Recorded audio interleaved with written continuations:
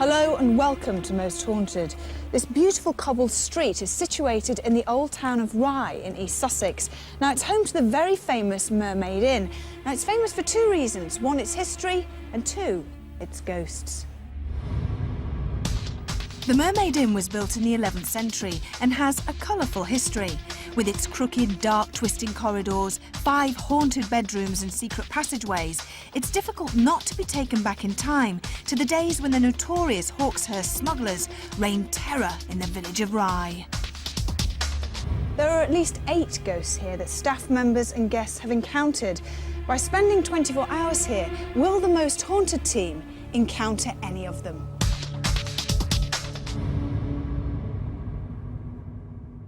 Now, Jason Carl, our parapsychologist, is joining us as usual. Jason, tell us a little bit about haunted objects. Well, they're particularly relevant to here because there's supposedly a haunted object in the Mermaid Inn. Haunted objects themselves are where either the object itself is haunted or the object moves. Now, an object obviously is different to a human being. It's never been sentient, so it's a little bit of a controversial subject even in ghost lore. But the idea is that an object itself becomes impregnated with a human aura. The bioelectric energy field that all humans have is impregnated into a physical object. Then when a psychic touches that physical object, they can pick up on the aura of somebody who's been connected to it. That's the theory. Now, within the Mermaid Inn, there's one of the bedrooms upstairs, a rocking chair. Now, many people who've stayed in the room have actually awoken during the night and heard and seen the rocking chair moving of its own accord. So you could describe that as a haunted chair, if you will. Now, sometimes a ghost has been seen in the chair as it's rocking, other times just the chair on its own, and so much so that several years ago they actually had to take the chair completely out of the inn because it was upsetting so many people. But we've brought it back in, haven't we, for tonight? We have put it in the same room, put it back in situ, and we'll see if the ghost returns to be rocking during the evening. Now, what about the 2 chairs? There's a good luck chair and a bad luck chair, aren't there? Yeah. Tell us the story about that. Well, this is a nice story, and it is just a story. I was talking to Judith, who owns the inn now, and she told me that when she took over the inn 8-10 years ago, these 2 chairs were already here. They were part of the building. One of them looks like a goat's head, and it's got feet on it as if goat's hooves. Now, goats as a symbol are associated with satanic worship. The chair itself probably is nothing to do with satanic worship, but because of its symbolism, it's been called the bad luck chair, and anyone who sits in it is supposed to have bad luck. Now, there's also a good luck chair, which is not connected to the chair, it's just completely separate. That's the good chair, the goat is the bad chair. There's one story, I mean, I was talking earlier on about this, and we couldn't perhaps come up with too many instances of bad luck occurring, but there is one. There was a school group who came here, as they often do, and were being shown around. They were shown the good luck chair and the bad chair, and one girl who sat in the bad luck chair went out and broke her leg. And they associated this with the chair. Now, if she hadn't sat in the chair, she probably would have broken her leg anyway, but because she sat in the chair, they made that association with the 2 things. It's probably just a coincidence. But what I can't understand is, why do people want to take a chance anyway? It's fun, it's a risk.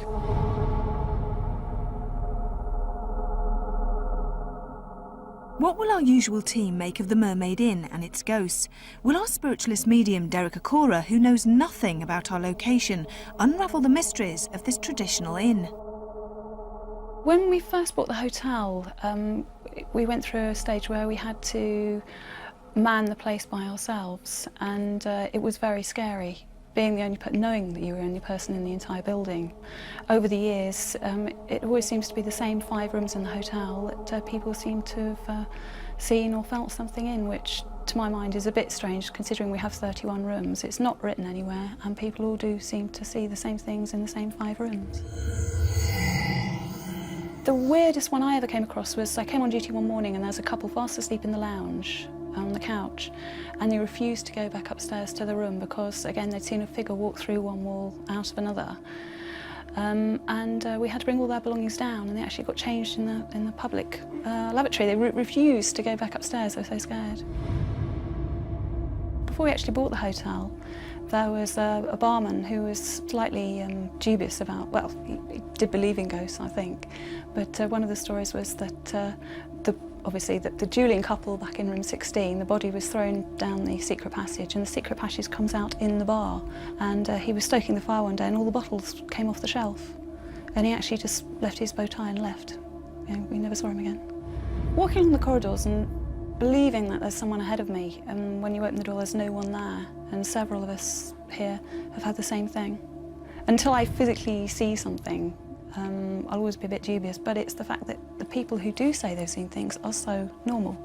Your first reaction is to check the bill, have they been drinking or there's something strange about them, but they do seem so normal. I would say the majority of people stay here just because they love the building. I don't think people come back if they feel something horrible. It's something different and people are looking for something different. This chair has been seen moving on its own so many times, but who's rocking it? Well, it could be the ghost of the young girl that used to work here in the 1700s. It's said that she was once in love with a smuggler but was killed by his accomplices, so she didn't give any of their secrets away. But now the chambermaids that work here refuse to come in on their own. They only work in this room in pairs.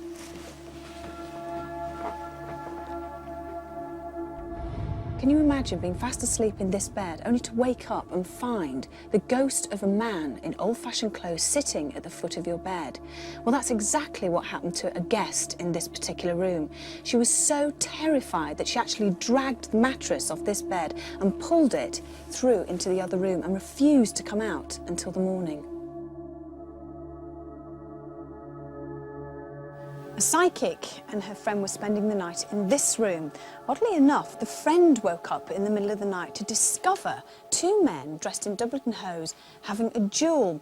The victor then dragged his opponent's body and threw it down the secret stairwell. Oddly enough, the psychic never awoke.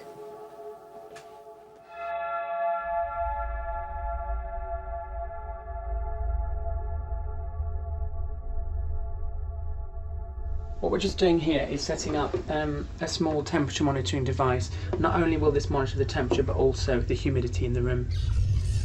I'm in the Elizabethan room and I'm just setting up a camera to watch these flowers which have moved off this chair in the past.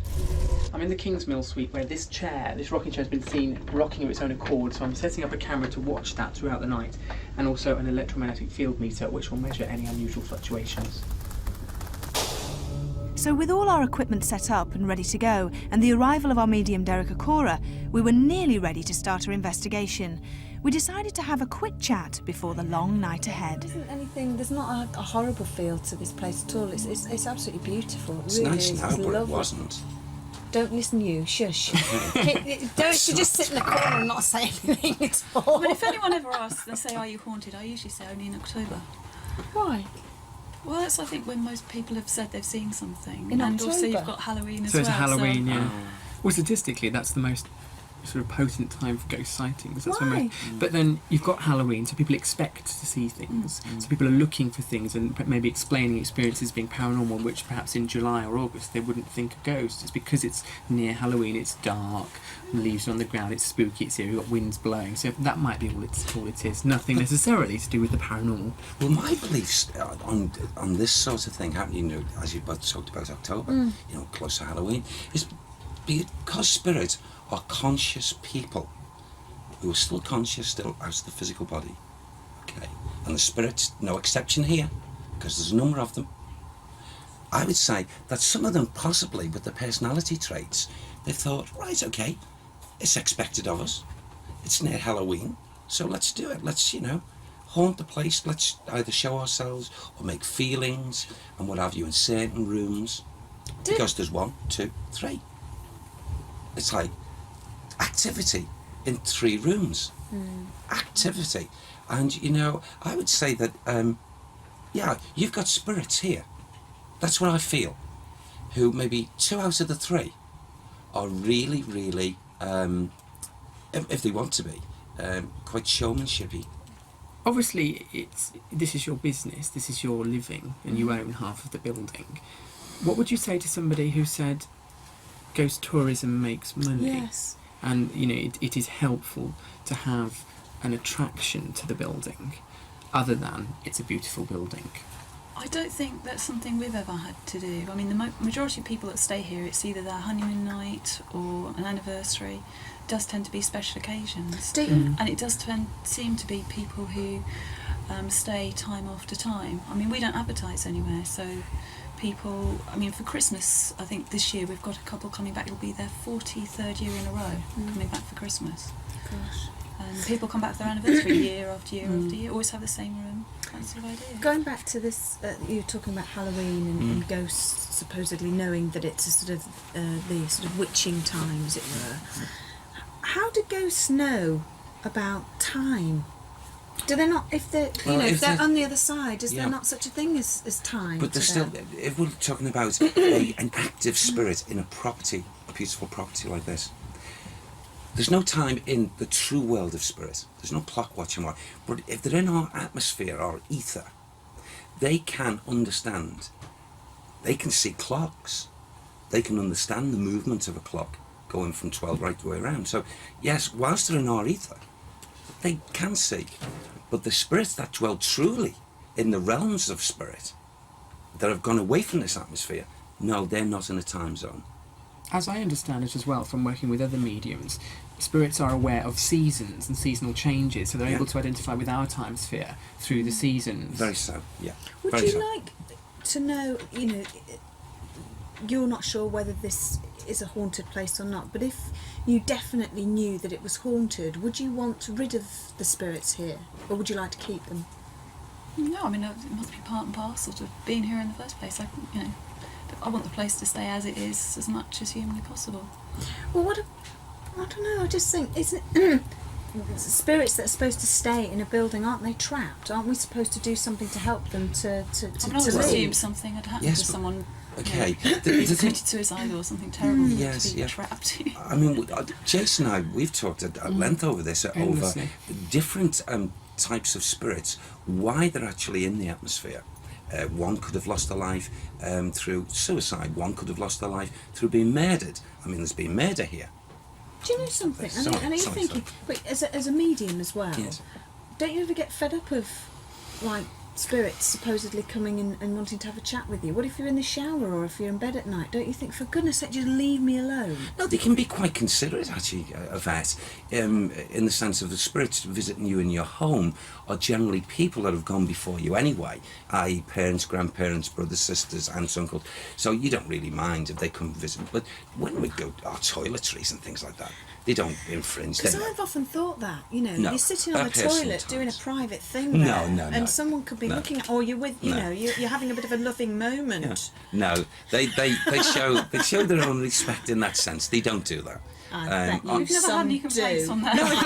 No, they do. Well, you've got your honeymoon suite here. Is that one of the places where people might experience it? Oh no, I've often thought about that. Yeah. What about, it's a change of subject, but what about witches? Oh yes. Because I always feel lucky in this room because you've got the witch's ball in the corner. I noticed your witch ball, yes. To bring luck to the room, ball, isn't it? yeah. I always understood that if a witch walked past the window and put an evil spell on the room, that would reflect it back on the witch. So it should bring good luck to the room. We're talking about two levels maybe of witchcraft. One the lighter side, one the darker side. The darker side is not really to be treated lightly. Witchcraft is all to do with intent. I mean, the label white witch is a commercial term for witches who make a living out of selling spells, potions, whatever. But witchcraft itself, it's all to do with the intent. Whether it's something is bad to one person may not be bad to another. Yeah. But it's interesting you've got the witch ball there because they actually link to divination, and that's how crystal balls began, because witches used to use witch balls to read the future, and that's how it got into the crystal ball. And it's also actually, interestingly, how Christmas baubles on Christmas trees, they derive from witch balls. Really? It's bringing good luck to everybody. That's it, That's fascinating. We were all keen to get started with the investigation. Derek took us to bedroom 18, where no reported ghost sightings have occurred, which took us by surprise. Right. My first impressions is that I'm aware of a young woman's presence here in this room, and I seem to be drawn over towards this fireplace here, and I feel often, although she's not actually standing here at the moment, her energy, residual anyway, and she is a spirit of it that is actually resident here. And I feel like a kindred soul, and I want to go way back in time with this female, only a young lady. And because of her love for a particular man, she lost her life. Now, I feel there was a group of males, and these males felt threatened, I feel, by her. I don't know why, whether she was going to speak. She wasn't speaking. They took it all wrong. And, you know, they took her life from her. Annie. Bertels. Anne Bertels. Her life was taken from... Who? Yes. There was a group. There was 14 of them. 14 smugglers. Gosh. 14 smugglers. She loved Cater. Kate? It sounded like Cater. Cater. It was on the orders of Thomas Kingsmill. The orders of Thomas Kingsmill to do this horrible deed. Do you hear those guns? Did you hear 2 guns then? No. Okay. That's residual. Okay. It's a young lady, a young maid. A maid. Is it somebody different from the woman you were talking about before, or the same person? I feel this could be the same person. Because I saw a young lady downstairs, the way she was dressed, and she's not actually standing here, but I feel this is one of the same people. She walks through. A little party trick, she walks through the door. Right. She walks through the door. She doesn't open the door, she just walks through. Just walks through. So, and she's very, she comes back here, she must be somewhere else, walking round. But this, I feel, is very strong with her energy here. Very strong. Wow. Should we move on? Okay, thank you. All right. Yeah, fine, thank you. Derek often refers to Sam. He's Derek's spirit guide who passes on messages from souls who have moved over to the other side. We were led into bedroom 16, where 2 ghosts have been seen fighting. Now, here, I get,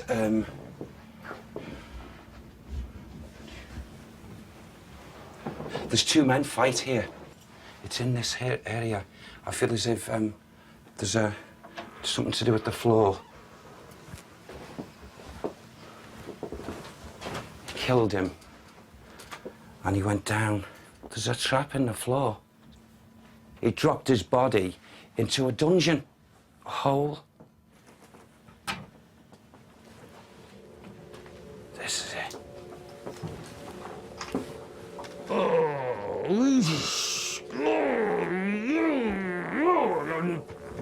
Take it off, Sam.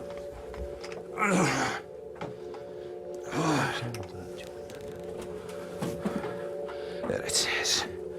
Oh. What? If you look in there. What's in there? He put the sword in his chest. The final blow.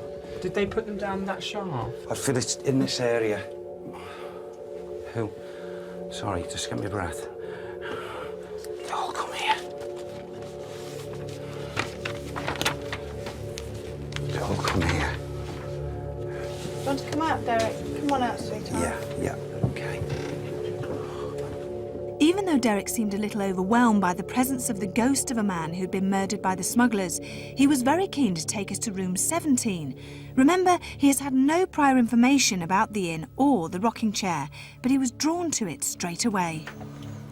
There's about an elderly lady and a child. That says here.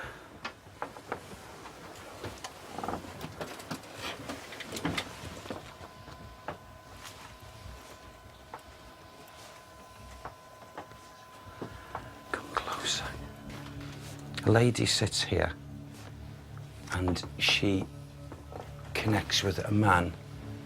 She says, is her man? And she said George, and then she said Gray. And she's George Gray's woman. What's her name? What's your name, love? It's Beth. Beth. I feel that's short for Elizabeth, but she called herself Beth. This child was an illegitimate child to a person who was part of a gang. And my inclinations on this is to say that the child was fathered by George. Do you have any idea what time period or year we're talking about? Wow, well done. I feel probably leading 16th into 17th century.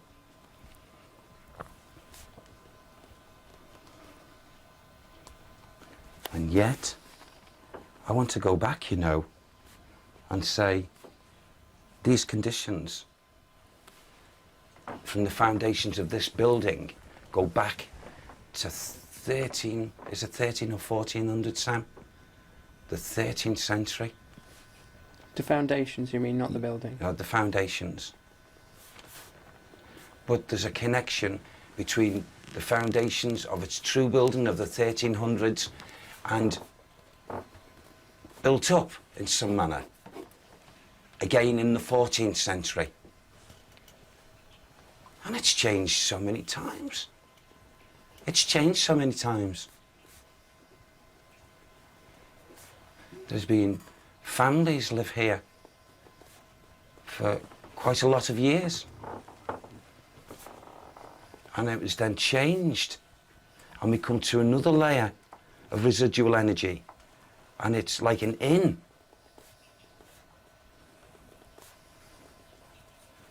And then it lay dormant, and all that was left here for a number of years was the residual energy and these spirit people walking around in this building that was empty of physical beings. And then a burst, a sunburst of physical energy again, which the spirit people were pleased to see.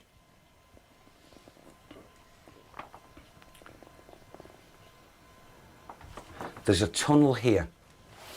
There's a tunnel. And there's the stairs that go down to the tunnels. There's a cellar. There's a cellar that is connected to this building that goes way back, way back to the beginnings of its first structure. Should we move on? Shall we? Yeah. Derek was compelled to return to the room where on many occasions guests had seen ghostly duelists fighting to the death. Now, as we come back in, from the energies that were linked here before and what I was being given and what I was picking up, then I'm getting, again, like another two men. And whereas I saw the swords earlier and the fighting, this time, the reason why they brought me back in here is if I look out of these windows and go outside to these cobbles, that these two duelists, they were shooting at each other. That's where I had the bangs earlier on. Oh, yeah. Boom. And they definitely were smugglers. And they were shooting at each other. What sort of time period are they if they're smuggling? I know the smuggling, the biggest amount of it was big casks of rum. I suppose, and a lot of other things, but it seems that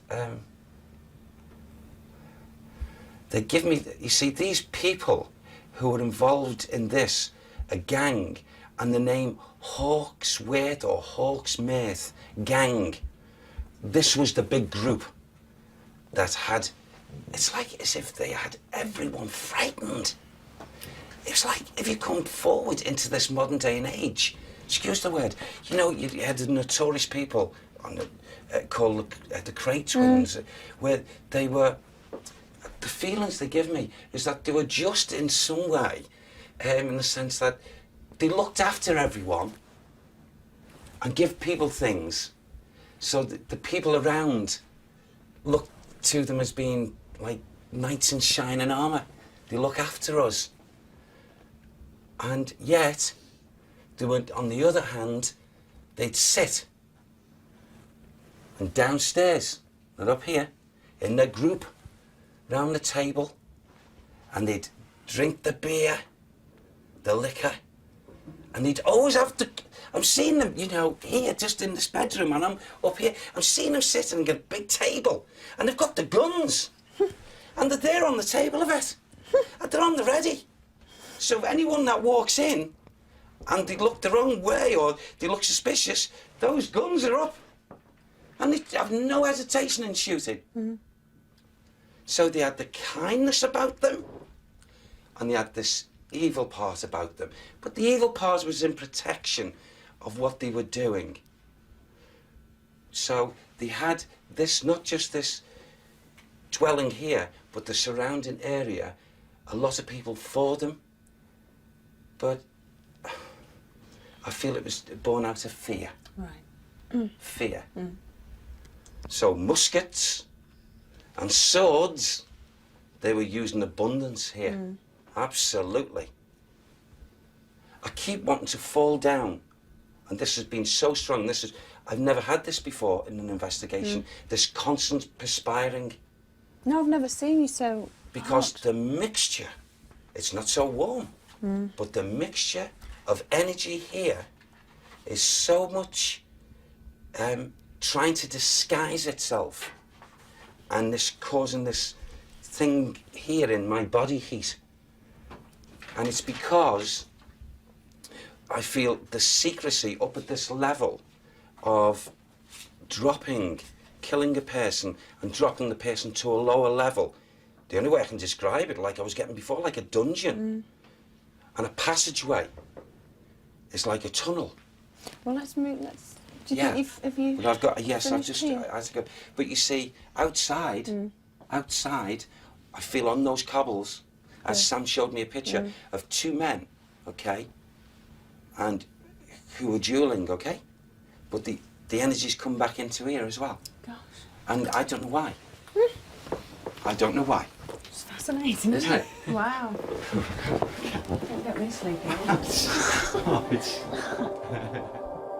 We had one more room to visit in our walk around the Mermaid Inn, and this was room 5, one of the most haunted in the hotel. A lady in white is reported to walk the room. Could Derek tell us who she was? Now, I don't know what the connection is, but again, I'm getting, and it's not an individual person actually here with us in the spirit body, but Sam keeps on mentioning a man that has got very, very, very strong links. And we talked a little bit earlier about the lady sitting here in the chair. And she most definitely is walking these hallways, these stairs, but she sent us to one particular bedroom.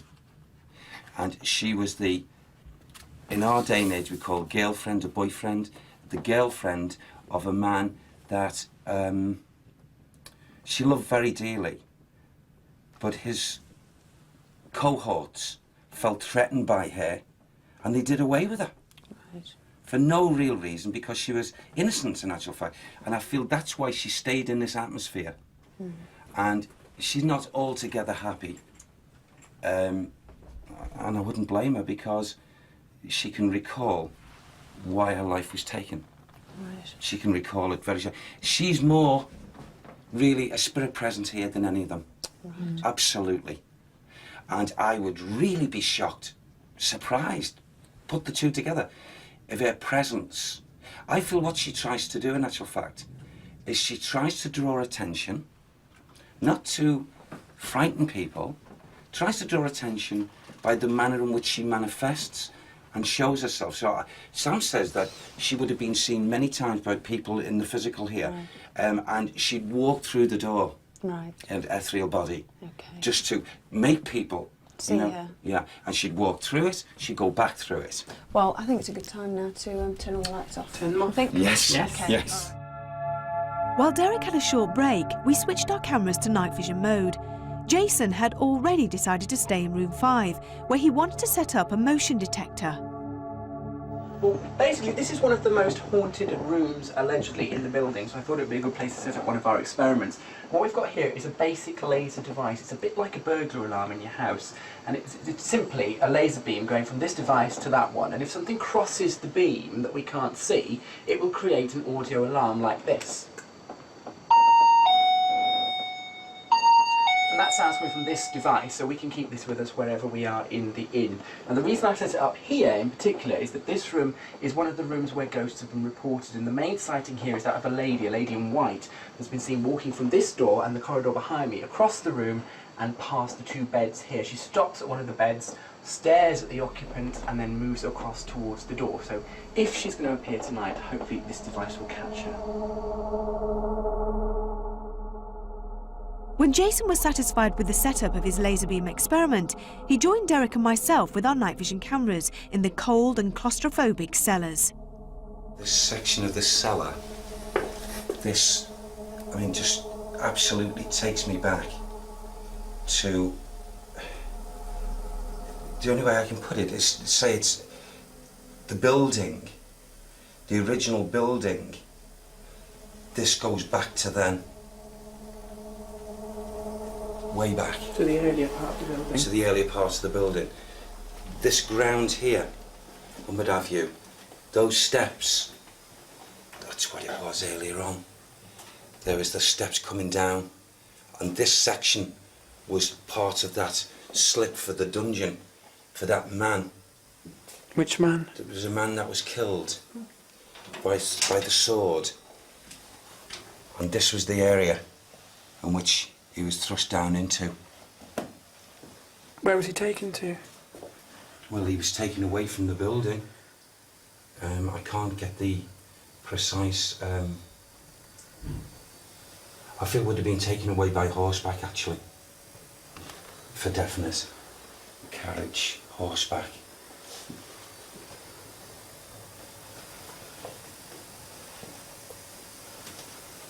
Now, these cellars have got to be combined in some connection with the tunnel and tunnelling that Sam was trying to give me earlier. Very strong. If you look to the floor here, this is the original stones that the foundations were built through.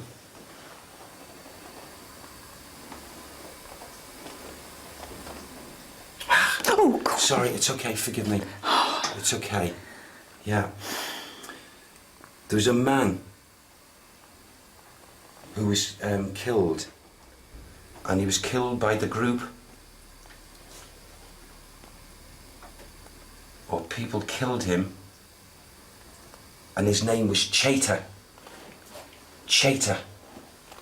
And his body was down here for a period of time. Chater. And he was part of a gang. Why was his body down here?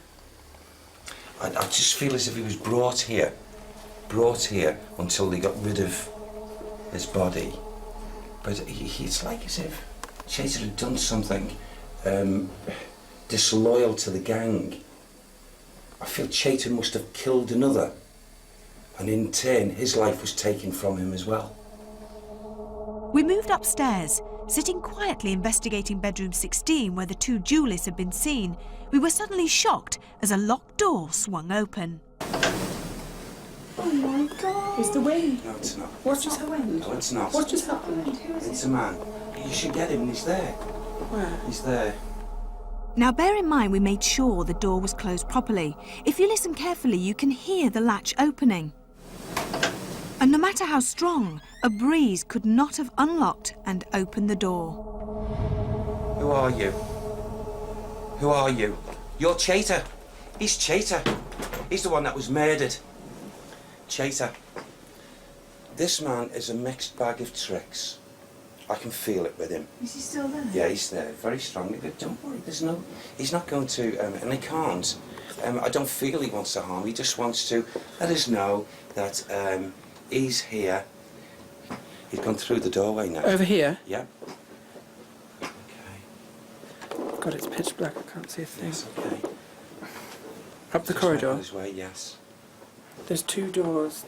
There's this one that we were in before, which is the one with the rocking chair. Yes, he went this to the right. Hold on. No. No, I can't see him now. Where's he gone? It's something to do with this here, Jason, Yvette. See this wall here? Yeah. I feel as if like he's he goes through wherever that leads to. Is he gone now? Well, his energy's, I feel as if he's gone that way through and down, you know? He was like, his body that was shown to me was a strong looking bull of a man, you know? And all that facial hair. And here, I don't know what the markings were, but they had all kinds of scarring to I his wish face. we could see what you could see. I mean, So do I. I know that if I saw anything, I'd absolutely... I'd love to see it. I don't know if it means anything, but over here I've been hot ever since we started shooting today, and I'm actually quite cold over here. Oh, yeah. Yeah. When you mentioned about the guy coming through the door, Yeah. a sensational chill and my body just started to tingle. See, it's an amazing thing, you know, talking about the heat. My body heat, since and even before starting the investigation, was like going through the roof. Now this is very irregular, and it's got to be down to the cross section of the way it is active, and you know the differences. This rocking chair Yes. likes to rock on its own. We know that. That's the way I wanted to see it, rocking, and no doubt it's the woman you see who's doing this. Keeping a careful watch on the chair for an hour, some of us were relieved that the rocking chair didn't move, others were disappointed. It was time for some of us to retire to bed. My room, funnily enough, was room 5, one of the most haunted rooms in the hotel, where reports of a white lady have been seen walking past the bed. Would the motion detector pick anything up? Jason and Carl, the producer, decided to check on some of the equipment set up earlier and keep a vigil on the other bedrooms. It's nearly 4 o'clock in the morning now. We've just heard a noise here. So we're just checking the temperature to see if there's any fluctuations. No, it's gone down, but not very much. That's normal. Should we sit here for a minute? Is that enough light to film? Yeah.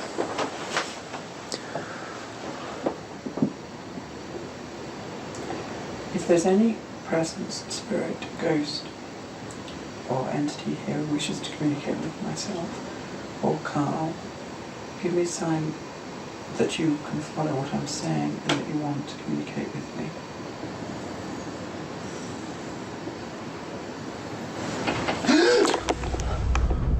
Sorry. That just rattled that. That rattled. That was not. That wasn't wind. Up and down. Thank you for the sign. I'm sorry I jumped. You jumped. I can't believe we are still, after this, going to spend a night on our own in one of these rooms. It's okay, so now thank you for giving me a sign. I appreciate that. Apologise for our reaction. Did you hear that? Yes. Did you hear that? Yes. There's something out there. Did you hear that? There is something out there. I think there's something outside the door that's contemplating coming in. I'm scared. I'm absolutely scared. Are you scared? Yeah. Because I'm absolutely... I'm excited as well. I'm petrified.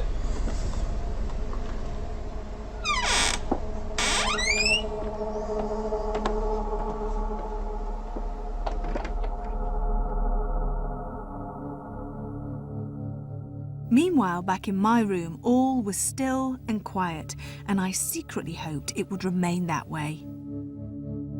I've never been that scared. It's never. I mean, even the things that have happened to us on this, Almost Haunted, it's just indescribable. I mean, if I was on my own, I would have left. Oh, what? Can I show you something on this? Yeah, I'll keep recording you. Do keep recording. Wow. That was weird, different, wasn't it? Sort of changed shape. That is a that's. Didn't that change shape? Yeah, that Am was I imagining nice. it? No. Yeah, it did. Yes. Where are you going? I'm just trying to get a better shot of here. Yeah, I just got it again, Carl. Same thing. No, different. How do you feel, Carl? I'm starting to get scared again. in a way, I'm glad, because I thought I thought it had gone because I was feeling all right. But now I'm starting to feel scared again after seeing that. I was scared about 10 minutes ago. I was quite scared, and I was jumping, but it's making me laugh as well because it's funny. But sort of that's the way I react when I get scared. But I'm really excited now because nothing much happened sort of earlier on in the evening, but now in the last sort of 25 minutes, loads of different bits have happened. We've just looked back on the tapes and we've caught something which may be an orb, but it looks a bit different, looks a bit more exciting, and we both heard the noises, and we asked for a sign and we got that rattle. Now, it's windy, we've been sat here for an hour probably in the different areas now. We know what the doors sound like when they're rattling, and that wasn't the same noise. Carl and Jason had managed to stay in the rooms, even though at times they were scared. They had managed to catch noises and orbs. While I was sleeping in a haunted room with locked-off cameras and a motion detector, nothing seemed to have been caught on camera. Or had there? Nothing had happened for an hour and a half, and then for 18 seconds there seemed to be some movement. Was there something crossing or hovering over the beam? Either way, it didn't set the alarm off. Whether you believe in the paranormal or not, there is definitely some kind of unexplainable movement.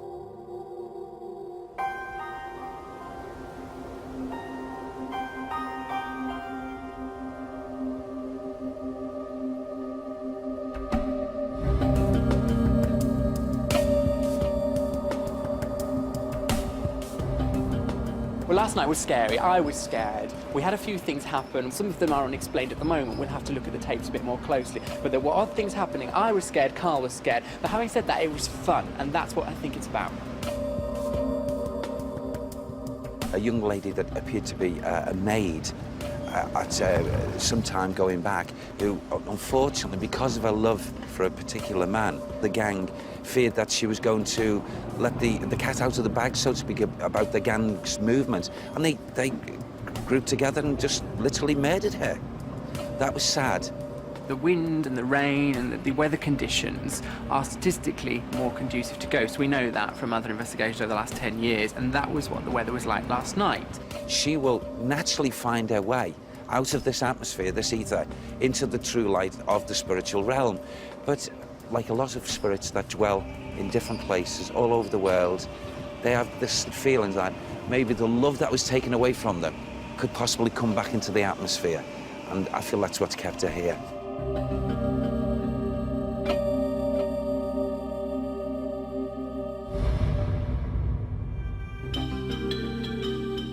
With the strange lights, the rattling door, and some kind of movement in one of the most haunted bedrooms, are the ghosts of the infamous Hawkhurst smugglers still roaming the corridors and haunting the Mermaid Inn? What do you think?